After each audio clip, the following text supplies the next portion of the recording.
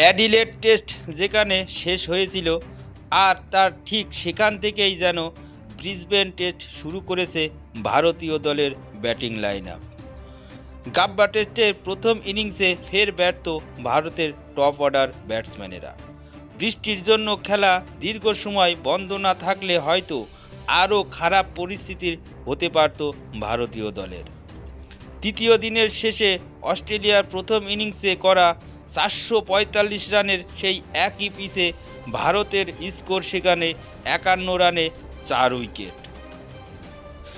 সোমবার অস্ট্রেলিয়ার প্রথম ইনিংস শেষ হয় 445 রানে।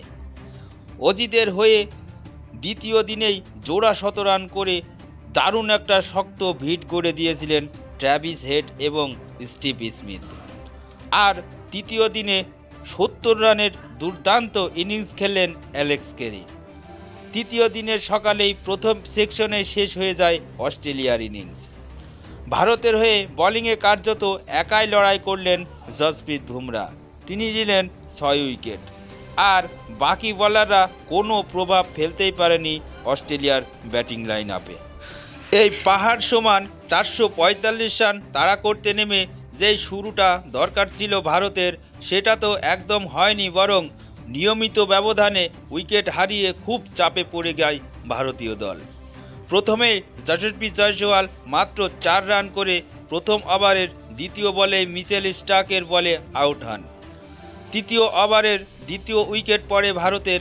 এবার শুভমন গিলের শিকার করেন মিচেল স্টার্ক, মাত্র 1 রান করে আউট হন শুভমন গিল।